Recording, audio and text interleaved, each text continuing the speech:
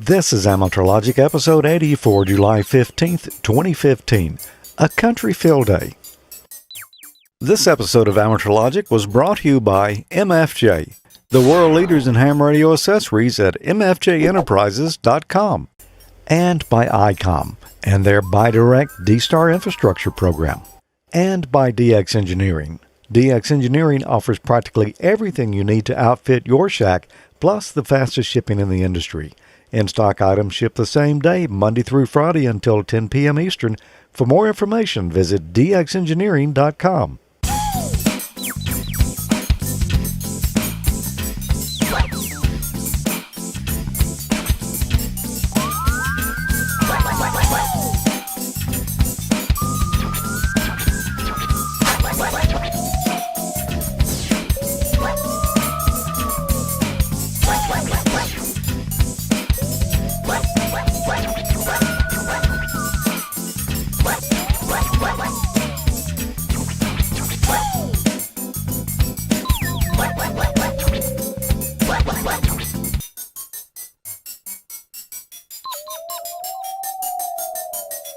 Hi, and welcome to AmateurLogic.TV, episode 80. I'm George. I'm Tommy.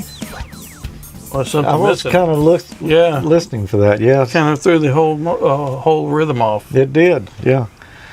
Peter's not with us this month, but he'll be back next month, and maybe in a special way. Yeah, but that was his choice. He voluntarily took the month off since he didn't have a segment for Field Day this time. So. Yeah, and we have a number of segments from Field Day. Plus, we got Wayne with us this time around. Yeah, so party on. Party on. And that's all I got to say about that. Yeah, that's about all you can say. Yeah. Well, Field Day, Tommy. Boy, it was a lot of fun this year, wasn't it? Oh, it was great. It was fun. The weather was pretty good compared to normal around here, but the environment was very good. The environment was probably the best yet. Yeah, we did some things different this year, and you're going to get to see them here. A little ingenuity. The one thing we didn't do different is get a whole lot of contacts. We had about like we always do. You know, I think we're more about getting out there, getting the site prepped and set up and all the gear going than we are actually sitting down and working the radios. Yeah, the radio stuff is fun. I enjoy that, but getting everything just like you want it, kind of planning it out and doing things a little different, that's a lot of fun. Seeing that it all works. Yeah. You know. And being surprised that it all works. Yeah. And the bands, you know, I heard a number of people say the bands were bad during Field Day this year. They weren't bad for us. When we first got set up, it was a little bit tough, but it got better. Yeah. But we heard something on some of the bands all the time. You were running mostly 15? 15, and then I switched over to 6 also, and 6 was actually on fire. Yeah, 6 actually was, and that was a surprise because I don't think we've ever really done much on 6. Yeah, on Field Day it was before. a lot of fun. I had the best time on that. Yeah. Yeah, I can't remember if I did anything. No, my antenna wouldn't get on 6. I did some on 10 meters. Mm-hmm. And I worked some 40 and 20. And Wayne, I think he worked some 40 and 80. I'm not sure if he did any 20s or not. Yeah, he jumped around. I suspect he may have ended up on there some. But I think we actually talked about that in here. So it's a little embarrassing. But how many points was it we ended up with? I want to say points, our total score was around 574, I believe. Well, the points actually sounds a lot better than the number of contacts. That's why I didn't really go there. Well, and that's why I'm glad you brought the points up. The actual number of contacts, somewhat less than that. You know, we got a multiplier for using a generator and running 100 watts or less power, you know. And, yeah, we should have got some extra points for being covered in bug poison. Off and that should count for something. Yeah, it should. But it was just overall a great time. Yeah, it was great. Why don't we take a look at the site here and show them kind of where we were this year? Okay.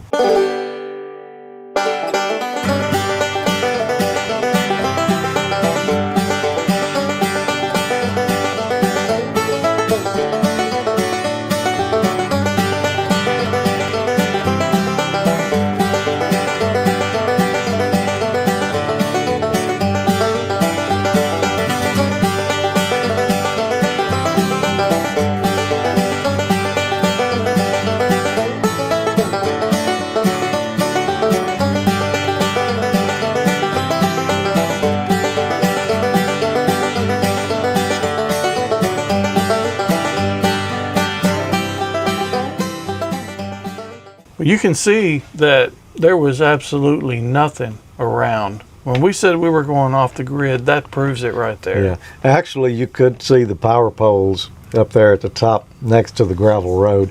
You could actually see a car coming down the road too. Did you notice that? Yeah, I did see the car, but the road was dirt. The road was dirt. That's true. That's extra points right there, right? Should be. But yeah, there was power out there in the country, but of course not where we were, except what we brought ourselves. Yeah.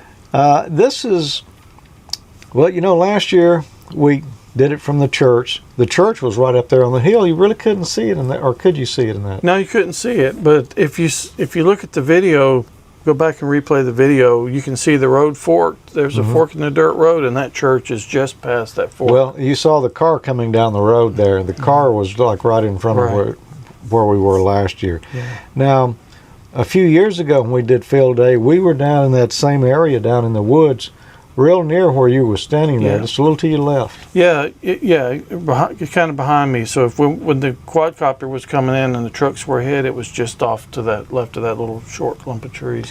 But it actually grew up a lot those few years.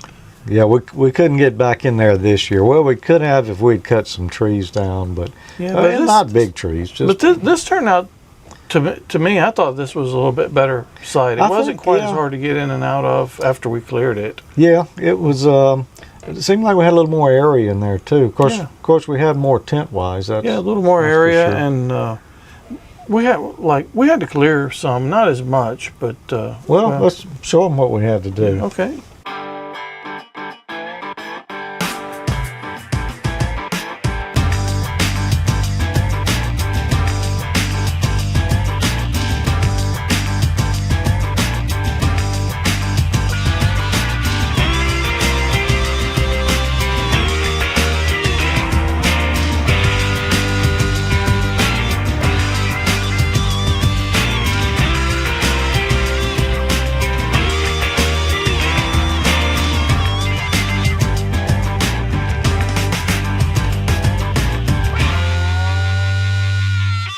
Most of that weed eater action was against poison ivy.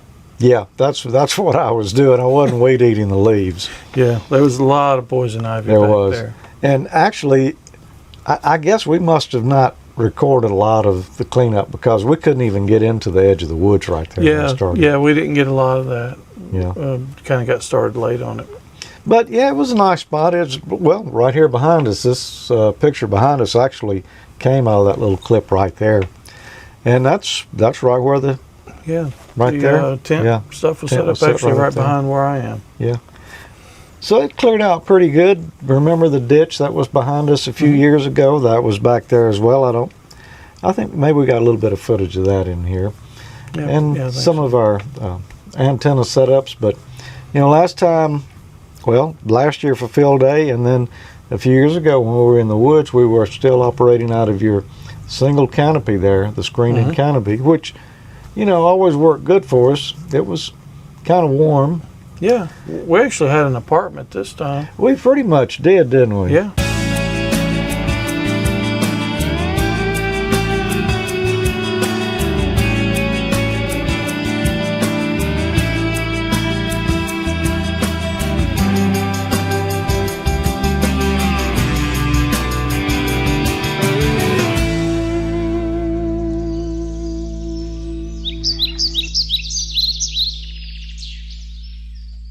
Those pesky birds were loud. And we didn't get to see it finish there, but we'll see some of that in a moment. Yeah, but that was kind of an experiment. Yeah. We'll talk about that some more a little bit later, but it worked out pretty good. It did, and you'll see what we're talking about there. Well, Tommy, let's do a few emails here before we look at any more of this footage. All right. Why don't you take the first one there? Sure, I'll be glad to. I got one from Steve, WB6LOT. When you do an update, such as sudo apt get update, apt get dist upgrade, etc., are those updates and upgrades saved to the SD microcard, or are they saved internally on the Raspberry Pi?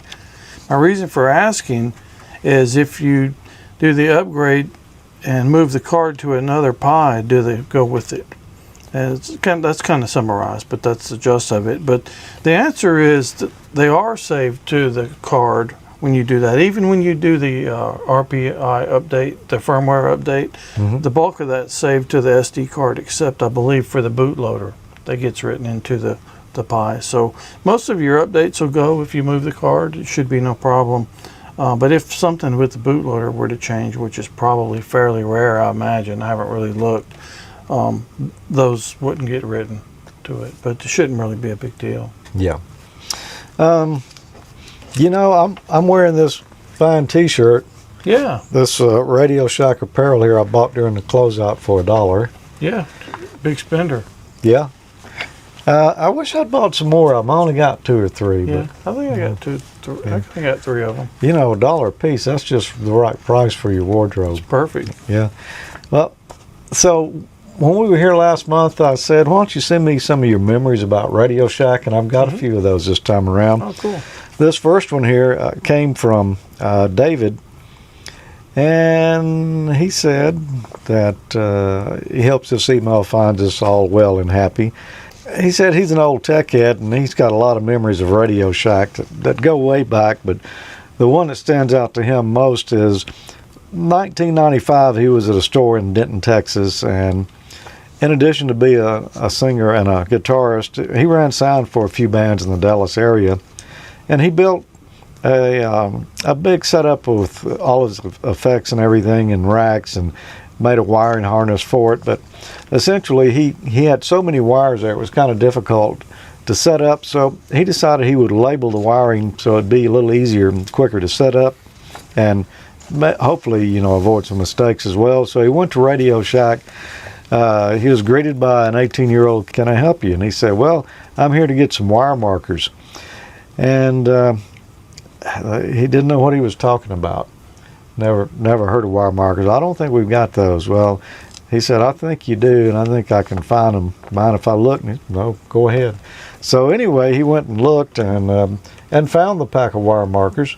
As a matter of fact, I think we got a picture right here. That's what we're talking about. Gosh, I haven't seen those in a long time. So the young man said he didn't even know that they sold those, and he learned something himself that day. But you know, he says he really does miss the stores when they were, you know, clearly well managed and still stocked a lot of the stuff that people like us would want. And, you know, it's just kind of sad to see it go. And yeah, but what are you going to do? You know,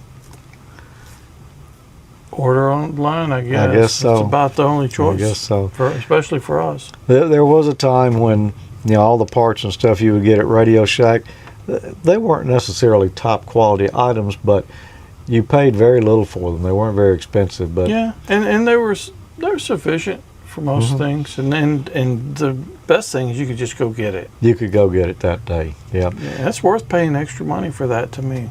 Yeah, but the last few years the prices have been super inflated. I mean, and they've got the wrong stuff. They had the wrong and stuff. the wrong stuff so. too. Yeah. So, but that's cool. I'm glad he sent that in. I am too. But we've got another Radio Shack story here in a few minutes. Awesome. And I tell you what, before we get into a little more field day, I put up an antenna before you got here today. Yeah. I needed another one for my D-Star setup over here. What I had, that mag mount sitting on top of the metal roof here, that wasn't really cutting it for you. No, well, I think it was actually the cut that was in the coax let water get in there, and that was part of my problem. But I got a neat little antenna here from MFJ, but let's look a little bit at this series of antennas that they've got for dual bands. MFJ's new Pulsar VHF UHF base repeater antennas give you the world's best quality and performance. MFJ's exclusive Pulse Peak technology provides a super low angle of radiation directly at the horizon. This gives MFJ's Pulsar antennas the maximum possible gain for longest range performance. Pulsar antennas feature wideband performance and high gain on all bands for superior repeater and base station operation. You'll transmit a powerful signal and receive weak distance stations clearly.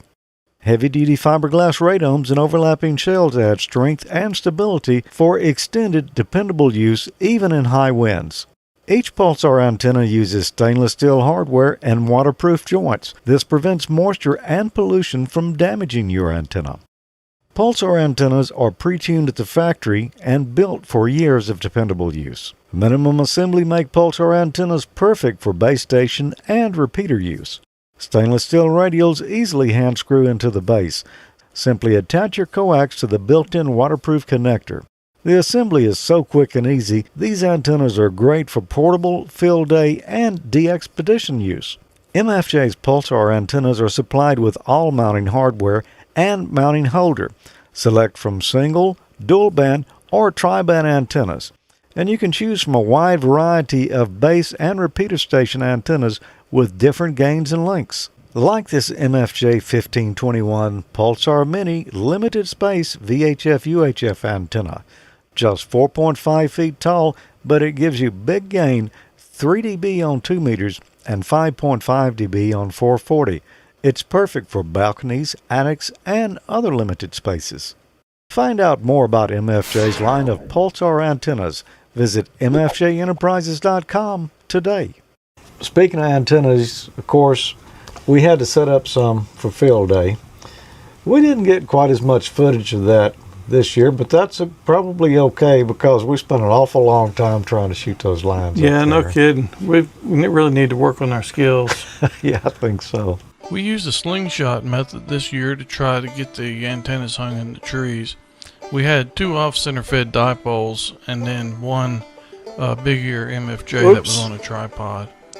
We had a little issue with accuracy and the slingshot this year. We managed to get several pieces of lead hung in the trees, and we lost about a half a tackle box full of fishing weights.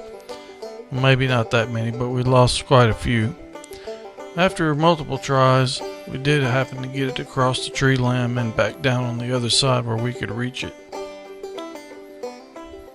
To hang it, we just cut the fishing line off and tie some twine on, and then pull it back across, and then hook the antenna to the other end of the wire and just pull it back and tie the twine off to a tree somewhere. No switchblade? Oh, the secret weapons. We're going to do some precision knot tying here, which calls for greater magnification. Do a little fast knot tying. And got Wayne to reel in the fishing reel and got it all the way back across where we could pull it. Sounded like you were skeet shooting. Pull! Yeah, it did. We got them up there. It certainly weren't as high as the trees were, though. Yeah, there was a lot more involved in it. I'm not sure how much of that you could sit there and watch missing with the slingshot. Yeah. And losing the fishing weights. How many weights did we actually lose? It seemed like there were 3 or 4, but how many?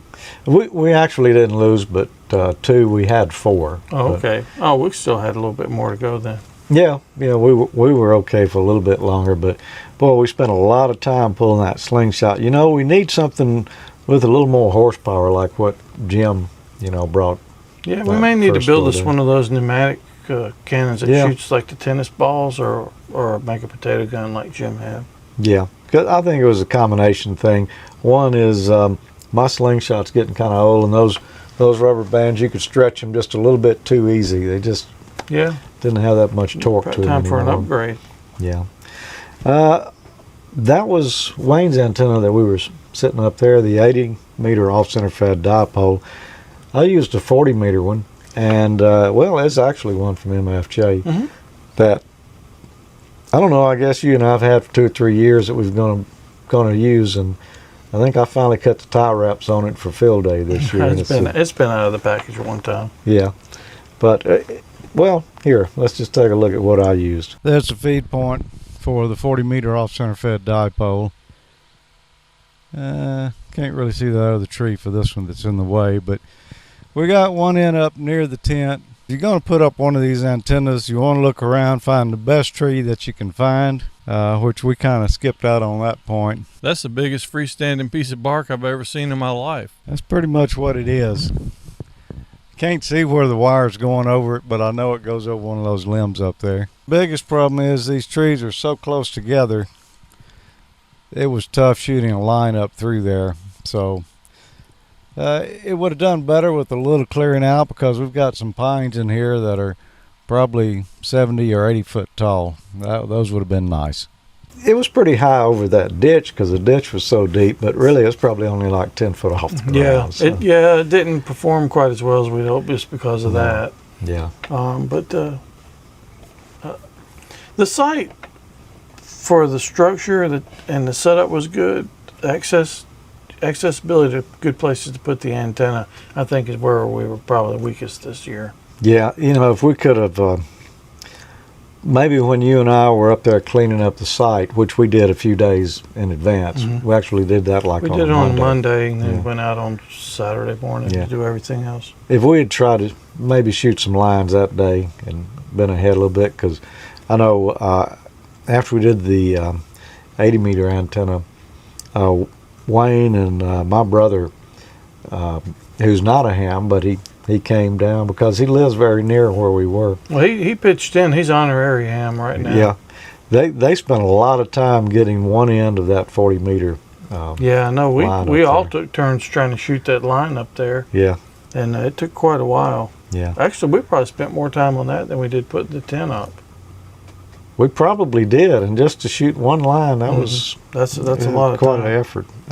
So we got to get that down for next year and come up with a better method. Yeah, that was probably our biggest drawback this year. Really, maybe on one of very few drawbacks that I can recall. But you did a little tour once we kind of got the site up and about ready to go. We went down and looked at the power plant there, and Yeah, we had plenty of power. We got more than enough power. We got Wayne's generator, which is running now. We ran George's for a little while, and then mine is the kind of the red one over there, and we ran it all day yesterday. So we got backups for our backups. And we got at least 5 gallons of gas for each one of them extra as well. So we could have been here for quite a bit longer. Let's go ahead down the path here and we'll show you where we're set up.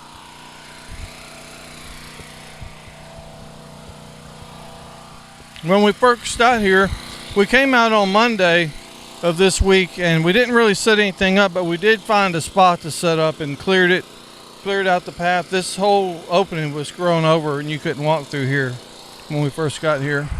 And there was a lot of poison ivy around and everything. We got the scene of the crime all taped off here with our AmateurLogic and ICOM tape.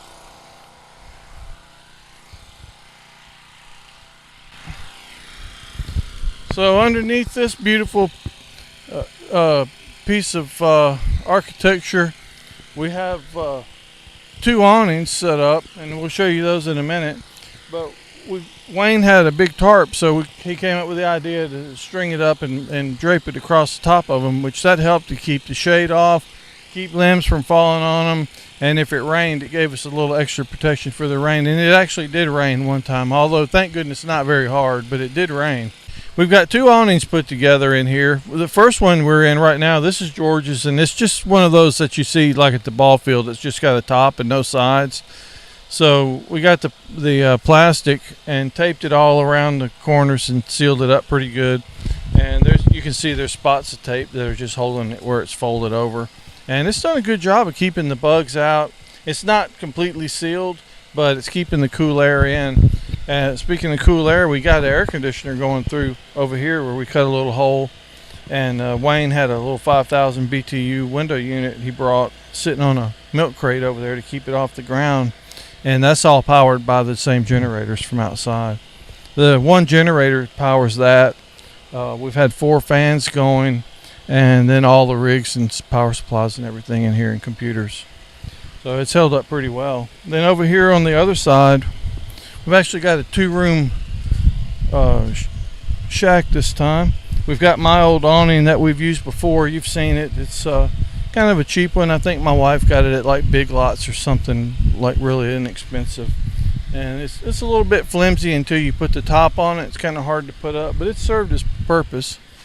It's got screens on it, but we went ahead and put the the same plastic around the frame and sealed it up so it would hold the cool air in. And then the fans are blowing the cool air from the window unit into this back part. We got tarps on the ground to keep the critters out, and it's sealed up at most of the seams. It's worked real well. We only had a few of them get in, and it wasn't bad at all. For sleeping arrangements, we had 2 cots in here. George had one, I had one, and Wayne had a blow-up mattress. And it's big enough. We had plenty of room to walk through and get in and out, or whatever. And it's been very comfortable. We got a nice view of the woods in the back here. Of course, it was dark last night and you couldn't see it, but anyway, it's worked out real well.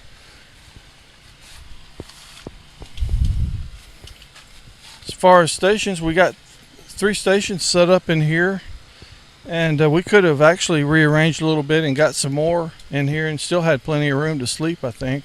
Not sure how many more we would have been able to get in and sleep and still walk, but we could have probably fit another 1 or 2. Bring Wayne in the conversation. Talk about how comfortable it's been. We're going to get a second opinion on the comfort level of our, what did you call it earlier? I don't know. Plastic. What was this you said? The plastic? Better living through plastic? Yeah, our better living through Bisqueen dwelling here. But it's a pretty good idea to do the plastic and the window unit, Wayne. Well, I thought it would work. I didn't see any reason why it wouldn't. George was somewhat skeptical, but, I wasn't 100% sure that it would, but I figured it was worth a try. I mean, the plastic was like $8. It's really thin, and it might have done better had it been some thicker plastic, but it was an experiment, so I wasn't going to go all out and get expensive plastic, so I think it worked pretty good. I actually got cold last night. I had to get a blanket. Yeah, we actually ended up having to turn a few of the fans off and turn the temperature up on the window unit there because it got pretty chilly. Now, granted, the weather has been pretty nice this year compared to most field days. High today is supposed to be about 89 or so, I think, and it was overcast yesterday, so it wasn't too bad. But even if it were one of the normal 100-degree days, I think we'd still be pretty comfortable in here. We would have definitely been more comfortable than we were last year with, being out in the open, so to speak, and not quite nearly as much shade. But I was pleasantly surprised that it worked as well as it did. But who knows? Maybe we can come up with something a little bit better next year. Yeah, maybe we can upgrade a little bit. I think we're on the right track. Anyway, it's been good. The only concern I really had was the lightweight plastic that we got to try. It was like Wayne said, it was an experiment. I think if it stormed, it might have had a little tearage. Maybe, I don't know. But we did have some good coverage from the the tarp that's over the top, so it might have been okay. But I'm glad we didn't have to find out. Me too. That was like the Hobo Hotel. I tell you what, it was comfortable in there. It was. Now, granted, it wasn't super hot out, but it was at least 10 or 15 degrees probably cooler in there than outside, and the humidity was way lower. Yeah, it felt like being indoors almost. It did. It was very comfortable. I didn't think it was going to work. When he told me the idea initially, I was thinking, man, we're just going to waste a bunch of time on that, and it's not going to do anything. Yeah. But it actually worked out well. Good. We got lucky. I think if a storm would have came through, now we did have the blue tarp over that would shield some of the wind, but I'm not sure that light plastic would have held up. Well, yeah, because he said he got the cheapest he could. Sure. But, also we were talking about the black bear sightings around. I think we should have got the thicker visqueen just, with that in mind alone. Yeah. Yeah, there have been some around.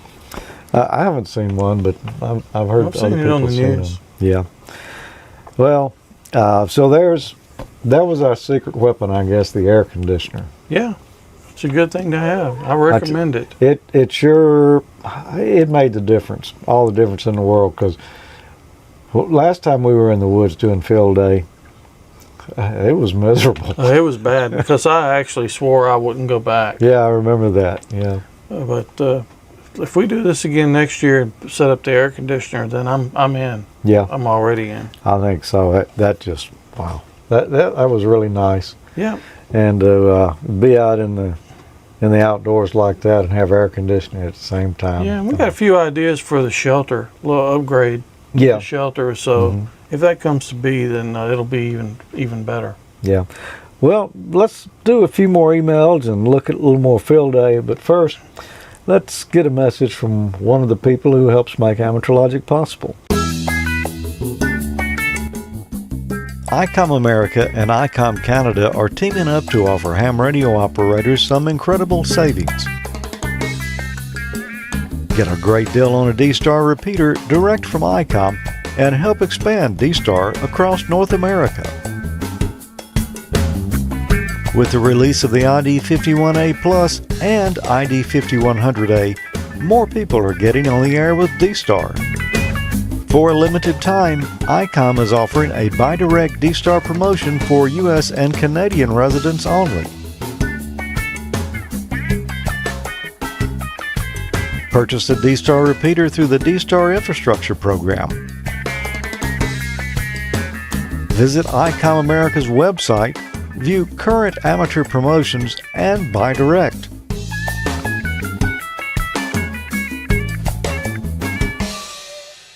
This promotion is good for a limited time only. Review complete instructions online and call or email in your order today.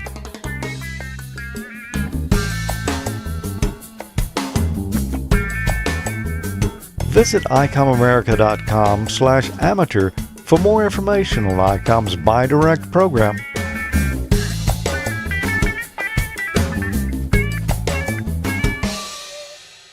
Well, you say we do a few emails now, Tommy. Okay. I've got one here from Larry WD0AKX. Remember the ham radio guy? Yeah.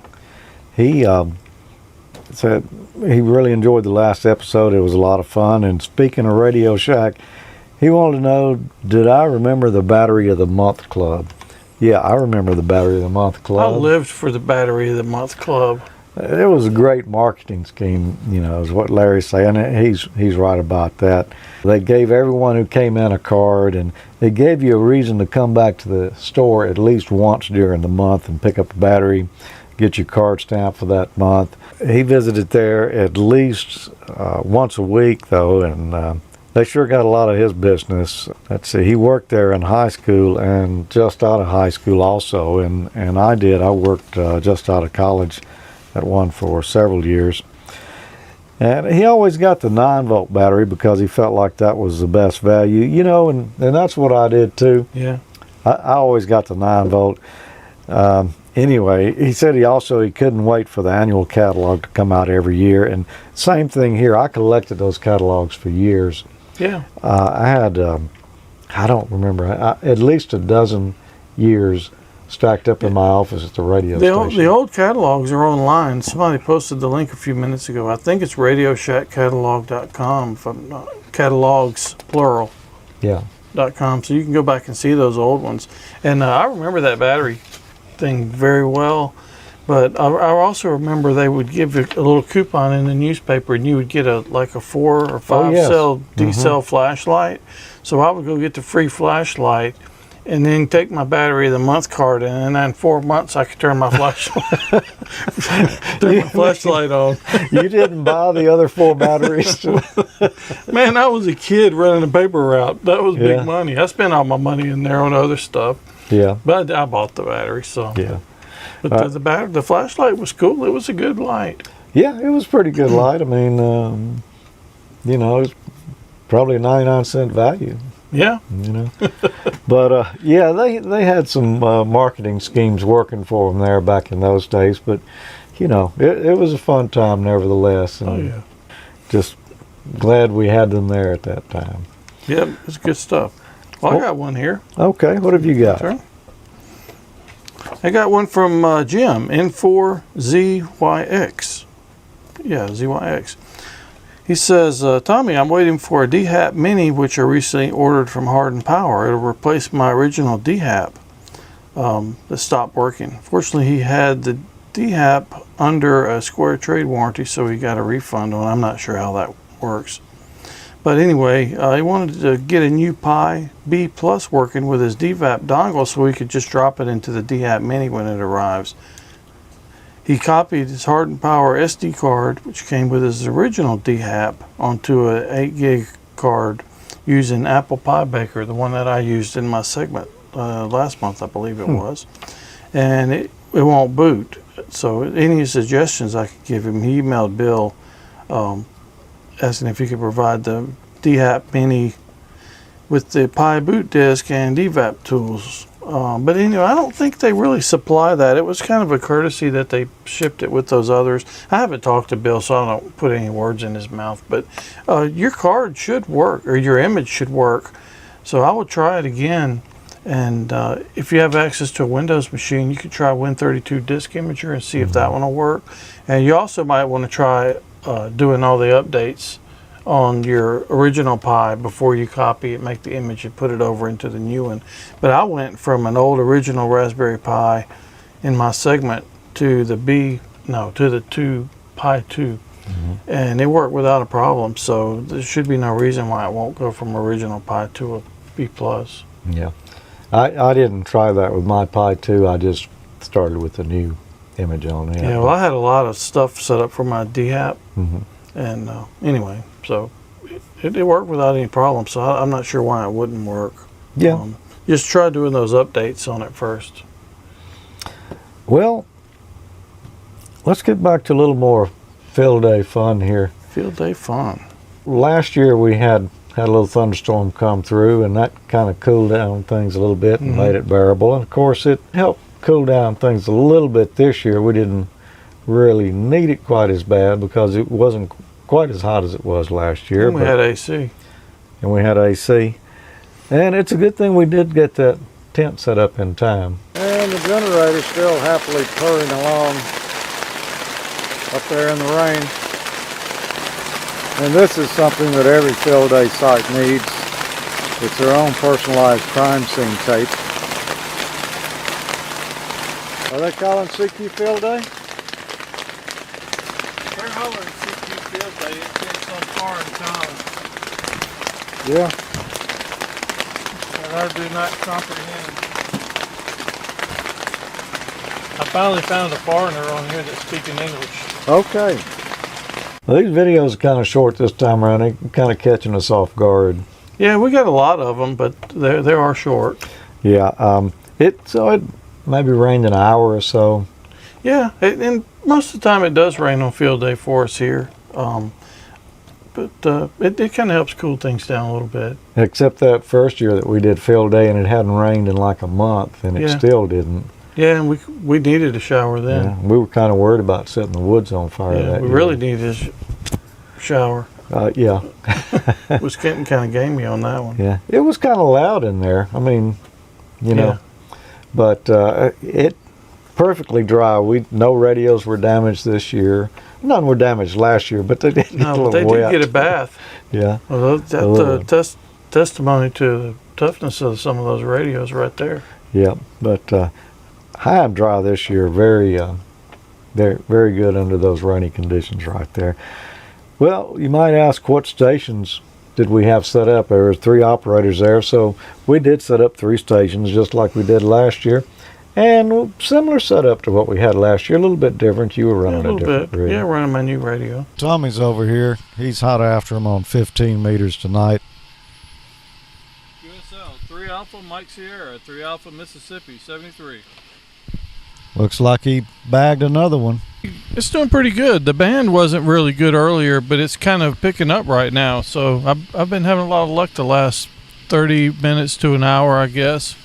It's getting to be a lot of fun right now. We're using the big ear antenna, same as last year, like you just mentioned. And then I've got my same old netbook ham computer. And then I've got my 7100 I got a few months back, and I'm really enjoying that.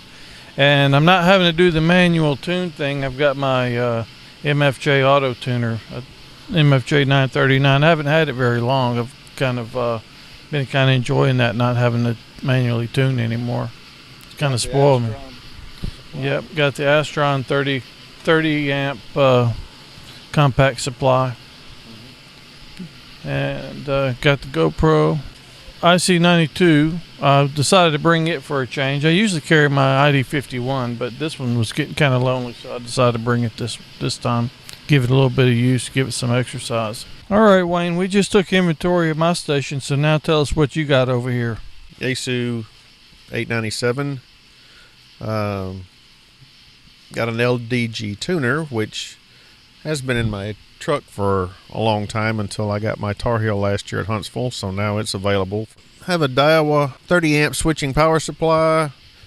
Also got me a 12 volt battery just in case. And my new ID51 handy talkie sitting back over here in case my brother calls or something like that. And I'm running an 80 meter off center fed dipole, kind of running as a sloper. That's the best we could do with a slingshot. We've got a UPS here with the computers plugged in just to protect those, and we've also got a wireless access point here, and all three of the laptops are hooked together on Wi-Fi, so we're sharing the file system on George's laptop, and we're using the Squirrel Logger field day logger program, and we're all using the same file so we don't duplicate contacts. I gave inventory of my station. We already talked to Wayne, so tell us what you're running here and how the bands have been and how the whole field day experience has been so far. I'm running a Hewlett-Packard mouse on an Intel iCore 7 for logging, and I've got the Squirrel field day logger, of course. I'm running my favorite mobile rig here. It's my IC 7000. I pulled it out of the truck just so I could use it today. I really love the unit, you know, and I built that keyer for it last year so that I can do voice keying with it. Although I haven't found an empty spot on the band where I can sit down and call CQ, so that's hadn't really been used much. I'm using my Heil ProSet 3 headsets. I've got a little MFJ 30 amp switching power supply. It's been working great. It's cool, it's quiet, it's real small and lightweight. And then I've got the same kind of tuner Wayne's using over there, the LDG Z100. Used to be the tuner I used in my mobile until I bought a little Tar Heel 2 and bought a Turbo Tuner 2 for it. And so this is spare and it's perfect for occasions like this. All three of us were using auto tuners this year, and that's really kind of speeded up things a little bit. My antenna is a 40 meter off center fed dipole. It's back here sort of along the ditch line. We'll try to look at that tomorrow. It's not real tall though. I would like to have had it higher, but we just kind of had problems getting the old slingshot to work this year. I think maybe the bands had stretched a little bit on it, the rubber bands, not the HF bands. And we just weren't getting, you know, enough horsepower to really make those long shots that we wanted with it. So anyway, we do have antennas up. We got 3 antennas going out there. We've got a couple more in reserve here, and who knows, maybe we'll do something different tomorrow. I don't know. Probably stick with what we got, but 40 meters has really been crowded. 20 meters has been super crowded as well. I haven't heard much on 10 meters. I haven't heard a thing on 6 meters. And that's about all I can do with the antenna that I'm running here. Other than that, I've got my ID 51A 50th anniversary edition. I've been enjoying that. I brought my little counterpoise wire, or as I called it, a ground radial. I can plug in the side and hang it down and get a little better range out of it. It's been working good for the repeater here. We really haven't been using the repeater much. We just wanted it, so in case we needed to talk with someone on there. Other than that, I've got a citronella candle. And it's been doing a good job. It's been doing a reasonably good job. We've I think we were a little late firing it up. I think so. Yeah, we killed.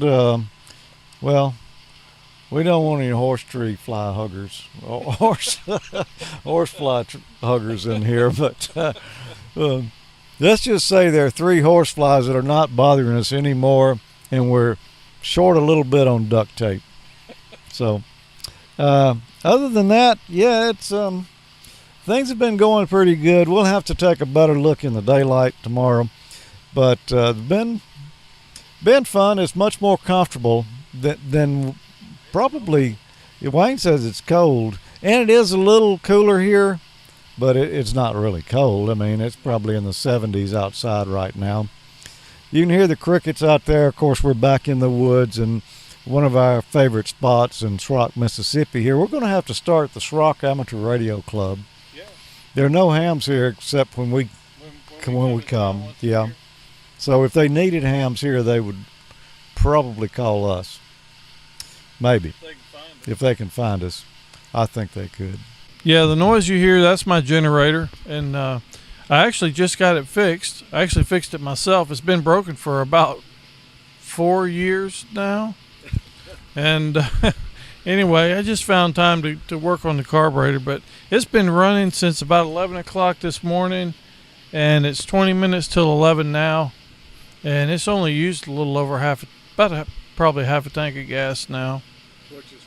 Which is 2 gallons. That's almost unbelievable. Yeah, considering the load we've got on. Yeah, because we've got every rig that you've seen here.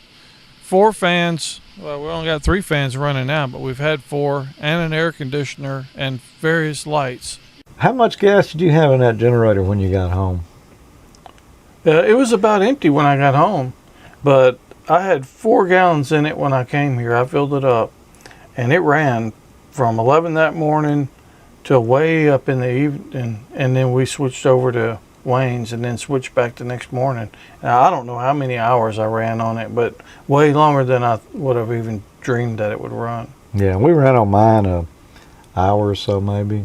Yeah. It needs a little exercise. Give it a little exercise. Yours is a lot louder. Mine's about 3 times as loud as those others. It's really loud. But it worked. You know, the generators, talking about those, you see all the stuff that we had out there being powered, and we still had headroom. We did. It powered the air conditioner, all that gear, fans, everything, no problem whatsoever. And yours is a 3 kW? 3,500 watts. 3,500 watts. That's all it took. And yeah, I mean, if we'd had linear amplifiers out there, that might have been a little different. And I will say that we noticed one anomaly, because we were running sideband on everything, on all the rigs there. And we did have the air conditioner on the whole time, but I think we found out, and maybe when we were just checking SWR or something, didn't we key up 100 watts CW one time and the lights kind of dimmed? We noticed just a little bit of dimming on the bulbs. Yeah. So we could tell it showed a little bit of load then, but other than that, no problems. And we had a UPS, of course. I think we showed that. And we always bring that. That's just kind of, handy thing to have for your electronics. Oh, yeah. Couldn't run the rigs off of them, but. Yeah, it's good for the computers, though. And it was also good because when we shut down at the end of field day to pack up everything, first thing to go down was the generator and all the extension cords. So we'd plug the fan over in the UPS. Get the fan going for a little while. Yep. So that's good. Well, we're going to be back in a few minutes with a little more on field day and a few more emails. I think we got another Radio Shack story in there too. Oh, cool. But we want to get a message from DX Engineering. They've added a lot of new books here recently. On July 1st, the FCC officially updated the General Class License Exam Question Pool. If you're studying for your general upgrade, don't worry. DX Engineering has brand new license and instruction manuals that reflect the updated FCC General Class Question Pool. The ARRL is still the go-to source for reference material, including the new 8th edition General Class License Manual. If you studied for your tech with an ARRL license manual, then you'll be familiar with the format. The manual will arm you with exactly what you need to pass the exam and get your ticket. In addition to clear, concise lessons, the manual's appendix contains the full FCC General Class License Exam Question Pool. Remember, the pool was updated on July 1st, 2015, so make sure you've got the most current version. The manual also comes with a handy CD-ROM. You can take practice exams with randomly generated questions from the entire question pool. DX Engineering also carries books and study materials from the W5YI group and Ham Radio School, too. The books present the sometimes complex technical principles with straightforward, easy-to-understand terms and no confusing tech speak or jargon. A good ham is always reading, learning, and growing. With that in mind, DX Engineering has added a ton of other books, technical manuals, instruction videos, and reference guides to help make you a better operator. These resources come from trusted sources like the ARRL, Ward Silver, Bob Alpin, and many more. Remember, in July, the FCC updated the General Class License Exam question pool. Make sure you're getting the most up-to-date license manuals by shopping at DX Engineering. We want to thank DX Engineering for sponsoring AmateurLogic. It really helps us out a lot. Oh, absolutely. That's a great place, man. Their shipping policy there is like second to none. Well, their shipping department, I mean, have you ever seen it? No, I haven't seen it. It's But I know if you order yeah. that by 10 o'clock, I think they'll ship it that same day. They do. That's pretty amazing. Mm-hmm. Really is. And they've got some products that you just won't find anywhere else. You know, they build a lot of stuff themselves, too. Yeah, I'm going to see about getting some coax and connectors and stuff from those guys. We were a little bit short for field day this year. My coax wouldn't quite make it out where I wanted, so I had to borrow a piece from you and use a barrel connector. So I think I need to upgrade my emergency stash of coax cable. I think you do, because that piece you borrowed from me is on my new D-Star antenna now. Now I got to do it. Well, we've got another round of emails here. This one's from Bobby, KC2BBI. It says, Tommy, I have a question for you on your IC7100. How do you like it so far? I know we're not in full summer heat yet, but he's curious how the touch panel's holding up. This is one thing that scares him about the radio. He has a Kenwood V71A in the truck, which he loves. It's true dual band. I monitor my home frequency and scan on the others. Anyone can always find me. I was looking for a HF radio for the truck. Still looking at the TS480 or the 857 from Yaesu. They would work nice in his truck and for field day. The 7100 would add a first for me, D-Star, which would be nice. I would agree with that. I would have to have a duplexer for the antenna for the 7100 or 857. Any comments are appreciated. Well, first of all, the 7100's got two antenna jacks on the back, so you can use two antennas unless you're going to try to use something with one, and I'm only familiar with one antenna that does that. Yeah. But anyway, as far as the touch panel, I'm using it in my shack right now, although I plan on putting the 5100 in my truck, and I'm going to leave the 7100. But I haven't heard of anybody having any trouble with that at all. No, I haven't either. And, you know, we were comparing those rigs at field day this year. I still run the winner of the smack down there, the IC 7000. No, you got the 7000, so that was the loser. No, it wasn't. It was the standard by which all others were judged. Yeah. No, actually, I love my 7000, but we were comparing it in the 7100 at field day, and they've got everything I had on the 7000 you had on the 7100. And the rigs, the DSPs in those sound I will say he's got a Kenwood, a Yaesu, and then the 7100 here. And the 7100 does give you D-Star, which is, in my opinion, is a huge plus. And I came from using an 857D. And you notice any difference? I do notice it. And I'm honestly not just saying this because the ICOM helped sponsor the show. I know you. But the audio quality and the DSP on the 7100 is so much better. The audio is a lot cleaner. It's nicer to listen to. When I listen to it for a little while, I don't have a headache. Yeah. So I'm actually catching myself on HF a lot more than I have been. Well, you know, I was running that same rig you previously had on HF in my mobile, and when I moved to the 7000, notice the same thing. Yeah. Yeah, it's tremendous. It's really amazing the audio quality difference. It's much easier to hang in there when your ears aren't bleeding. Yeah, no kidding. You don't have a headache. But exactly. Anyway, I hope I answered your question. I'm using it inside, so it hasn't been out in the heat. But I haven't heard of anybody at all ever having trouble with the touch panel on it. Period. Yeah. Well, I've got one more email here. You know, I mentioned earlier we were talking about Radio Shack. Last time I said send me your Radio Shack memories. And they did. So one of the guys who sent me an email was Mike, VE3MIC, our buddy who's in the chat room a lot and who also hangs out on our Christmas episodes there and causes all kinds of problems. Yeah, stir something up. Always. You know, he's got some meters from Radio Shack here. Everybody needs an analog meter, and this is one that always reminded Mike of a Simpson. Notable features, it's old school analog. You know, I had a meter pretty much just like that. It's an FET-VOM that Radio Shack made. Mine was a little different than that. I think that's what Mike was showing there, but really a great meter, and I love mine, and never had a Simpson 260 until my FET-VOM hit the floor one time, and that's all she wrote.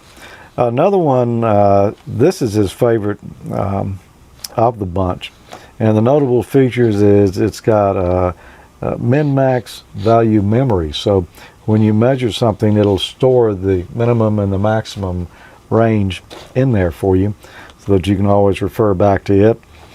And one more here. Back in 1986, Tandy Corporation created Intertan to operate the Radio Shack stores in Canada, Europe, and Australia.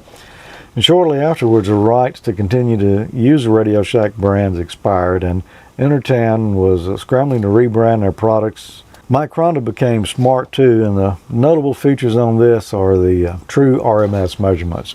And one final meter here, we're talking about digital multimeters. This is a talking digital multimeter. And that's kind of crazy, but he bought one, and it's auto range only. The notable features on it, the positive test probe. When you push the button, it speaks the measured value. That's pretty wild, man. That is pretty wild. And you know, Radio Shack had some pretty neat things. They did. Over the years. They had some cool stuff. They had everything that talked. Calculators. I think I still have a talking Radio Shack calculator. I have a chip that talks. Yeah, I actually got one of those still sealed up in the blister wrap. Yeah, I've got the other one that you could speak. I think it was maybe 4 commands to, up, down, left, right, or something like that.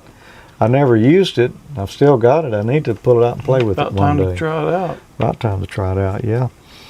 But yeah, Mike suggested that we ought to do a Google Hangout or a roundtable net or something and talk about Radio Shack's glory days sometime. Yeah, apparently there's a lot more than just the three of us that are Radio Shack. I guess you would call it fans.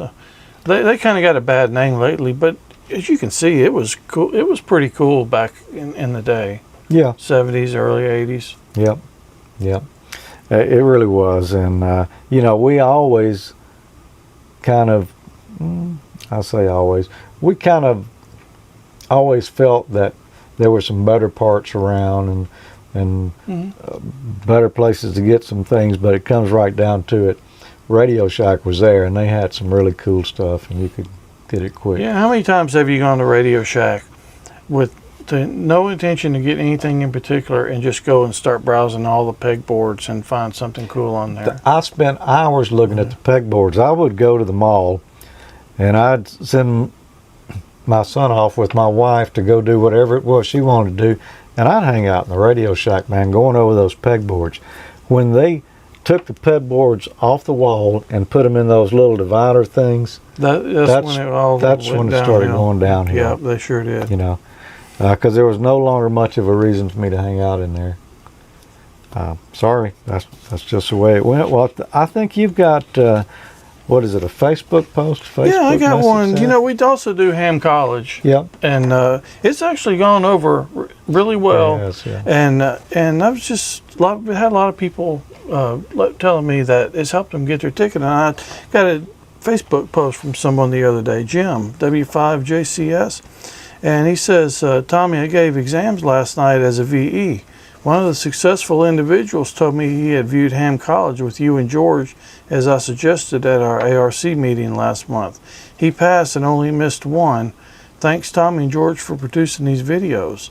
And there's been several posts on the Facebook group about that and other emails. And if you got someone that's interested in getting their ticket, send them over there to check out Ham College. You know, gives a little bit extra motivation and may just be what pushes them over the edge. It's also part of the master plan to make everyone hams. Yes, yes. And it's clearly working. It is. We've heard from several people now that kind of at least give partial credit to Ham College. I mean, we haven't presented enough information on there that it covers everything. We're working at it, but we're just kind of getting their juices flowing on. Yeah, it's supposed to give you that little extra little kick, get up and go do it. So, it's nice to see that it's working. And thanks for sending that post, Jim. It was nice to see. Yeah. Well, let's get on back into a little more of field day here. You were talking about the apartment that we had set up there for field day this year. Here's one of the other rooms. Overhead light on. Yeah, I was just thinking maybe it's too dark. Yeah, there's a light extension cord plugged in that power strip. The sounds of field day. You can hear the crickets and the frogs chirping, the generator running, and Wayne burping. We're standing in the bathroom here. Remove the lid. Set lid aside. Now you have a little container here that sits on top that holds the important. You don't have much important stuff there, Wayne. I got one in the truck. Okay. This just stays in here all the time. Okay. Nice comfortable place to sit. That does look comfortable. When you're done, you remove the trash bag, tie it up. You put it in your own vehicle. And what's that?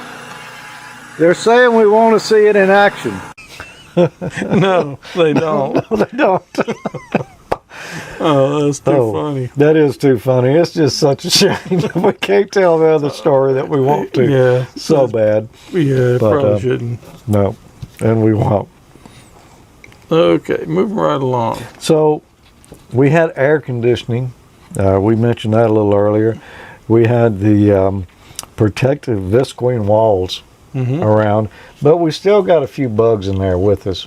Yeah, we had an answer for that too. We got another invention here, and we'll be patenting these, and you'll probably find them for sale online on the Amateur Logic shop here pretty soon. But we got our little no pest strips here, and you'll be able to get them in these handy rolls.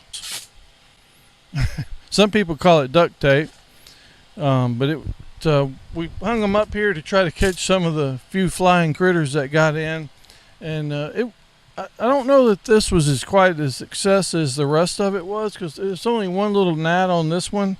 You can barely even see him, and I haven't really noticed any on the others, but it was a valiant effort, and you'll be able to get those at your online shop here soon. well, after we did hang them, I think it was more of a deterrence, and they left because they knew if they did land on them, they were done for. Yeah, that's probably it. And I will say that if you roll that stuff up and you swing your hand at it, that it does work pretty good to catch some of them in mid-flight. And it actually did. Yeah, it did. Yeah. I hope the PETA people don't come after us for that. But, yeah, the horsefly huggers. but it worked. It eliminated a few that came in. And we did pretty good with as far as bugs inside the dwelling or whatever you want to call it. But the shack. Yeah. But the problem we made, we had an error in judgment on our lighting placement, and we put the light by the door, and they found their way to the light. But once we moved the light over, it kind of stopped that. Yeah. But anyway, it was good. Yeah, it was good. And you did have that one gnat you did catch with the...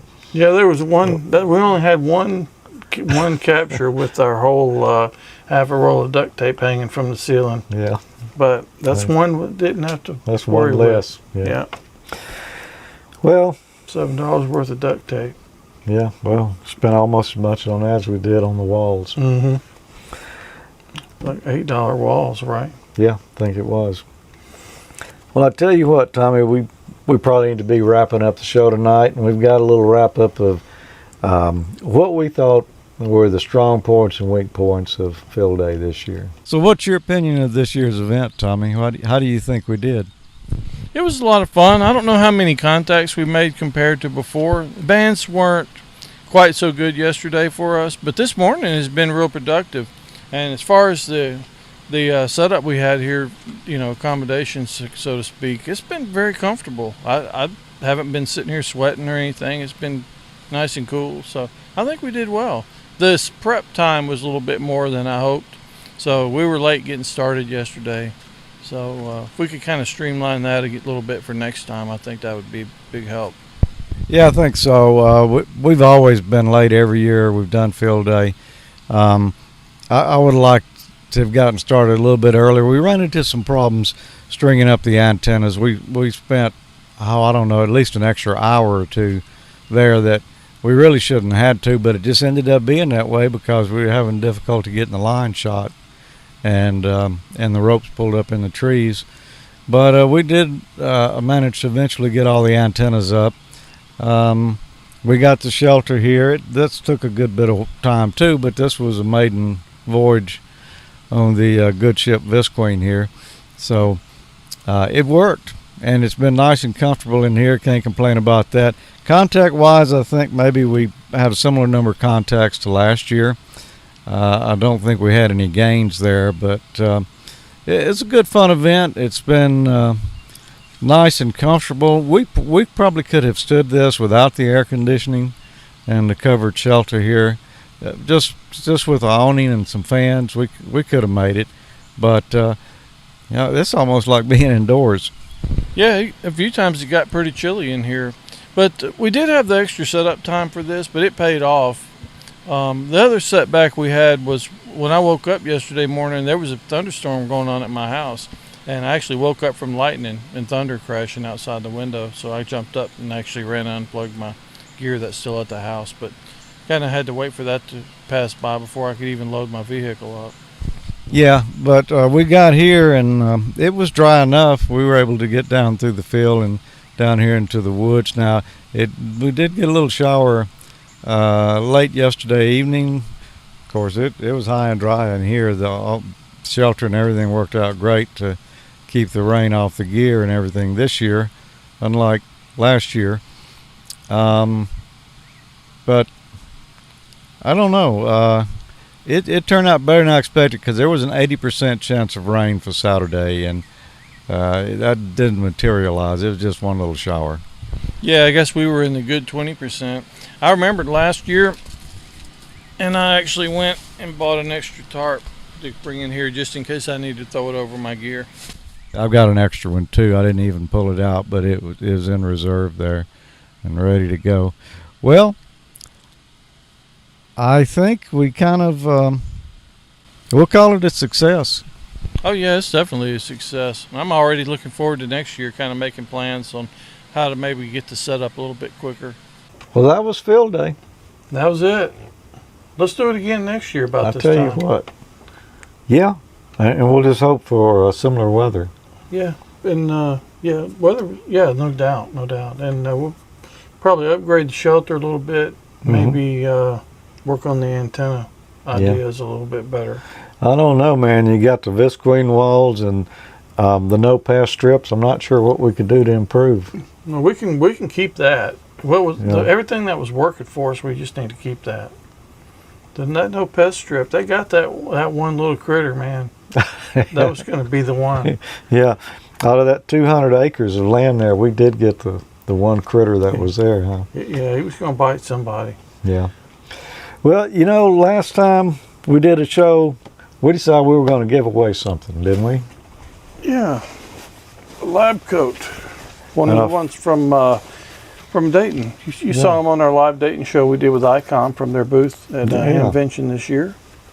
The official AmateurLogic, Hamvention, and the time of the show on the back, and Icon on one side.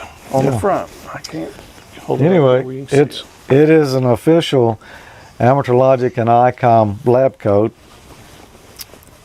and we're going to give this one away. What size is that one, Tommy? This one is a medium. Okay, we probably will need to pick another one out of the box there, because our winner is actually someone we know, and this was a random drawing. We didn't pick him out or anything, just a random drawing. And we had asked the question, who are the 3 fine sponsors of Amateur Logic? And well, a lot of people knew, but the one whose name was drawn was Arnie, K5ARN. Our friend Arnie. Our friend, the guy who had, what was that thing he showed us? The remote rig. Mm-hmm. Yeah, for the 7100. That was last year. I think it was. maybe, it was last year.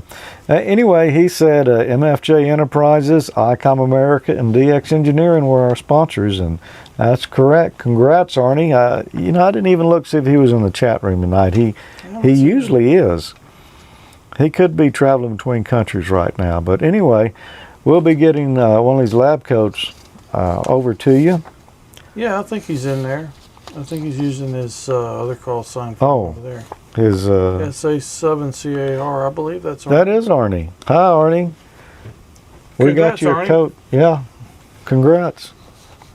Any of the rest of y'all want a lab coat? Bound to be somebody, at least one somebody more else person. wants one, I'm sure. So if you'd like to win one, we've got at least 2 or 3 more to give away. What should our question be, Tommy? Whatever you decide it should be. That's no help. Well, let's see. Okay. Something to do with field day. Oh yeah, I know what it can be. Okay. All right. And if you were paying attention, you got the answer. If you didn't, you'll have to rewind and go back and listen. But Wayne was using an 80-meter off-center fed dipole. I was using a 40-meter off-center fed dipole. What kind of antenna was Tommy using for field day this year? The best one? And here's a hint. It's the same one he used last year. Yep. It worked well for me both years. Yeah. If you know the answer to that and you want to win one of these lab coats, then send us an email to labcoat@AmateurLogic.TV and tell us the answer. What antenna did Tommy use for field day this year? And also tell us the size of lab coat that you wear, and hopefully we will have that size left. We may or may not. Yeah, there are only a few left, so we'll do the best we can. A limited supply. Yep. So anyway, congratulations to Arnie. Yeah, we got the size you needed there, Arnie. Got it on the email here. And we'll be getting it over to you. And I guess you must not be back in the States yet, but that's where we're going to send it. So I hope it's okay. He'll probably answer us here in a minute. He'll probably be back for Huntsville Hamfest. Oh, yeah. You usually go there? Yep. All right. Well, Tommy, I think that pretty much does it for this episode. It's been a lot of fun. Yeah, it's been great. We'll have Peter back with us next month. We will. We'll have a special show for you next month, too, because we're all going to Huntsville. Yeah, it's going to be a big time. It's going to be a big time. Is it before or after the show? I can't remember. It's actually about the same time the show's supposed to be released, so there'll be one more. Okay. All right, so there'll be one more show before Huntsville, but we will be going to Huntsville, so make your plans now. You're not going to want to miss Huntsville this year if you can help it, because there's going to be a lot of special stuff going on. Yeah, this is going to be, if you're an Amateur Logic fan and you live in the area, you really want to come to this one. Yep. I'm not going to say anything else. That's all we are allowed by international law to say at this point. But, so be there. Yeah, it's going to be a good one. All right, well, 7-3, thanks for joining us, and good luck in the contest. And if you do come, wear your Amateur Logic swag. There you go. We want to be able to pick you out, although we know everyone there is a fan. Oh, yeah. There could be 2 or 3 that are not. They will be before they leave.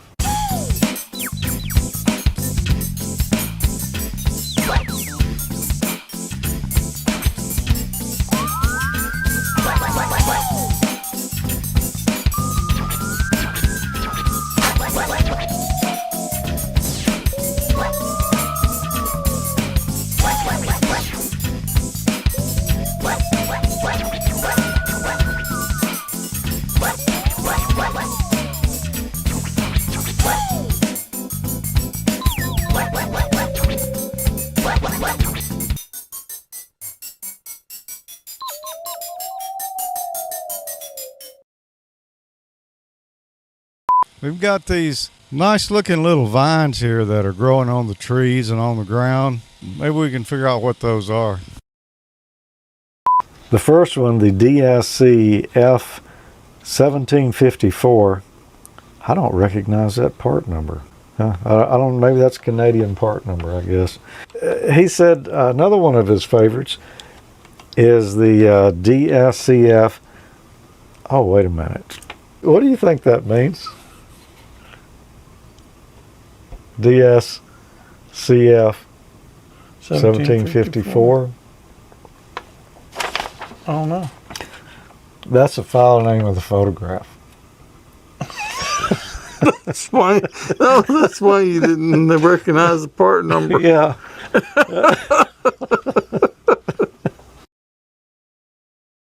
Party on, Tommy. Party on, George.